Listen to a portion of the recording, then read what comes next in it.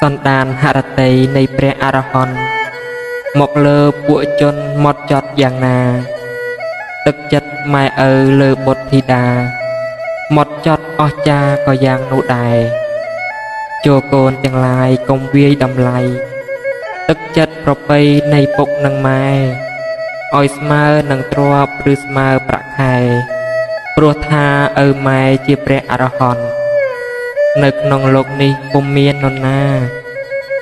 ចិត្តគិតប្រាថ្នាមេត្តាពេកពុនលើកូនប្រុសស្រីមានន័យគុណធ្ងន់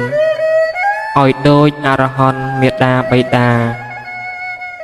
បើកូនស្វែងរកអង្គព្រះអរហន្ត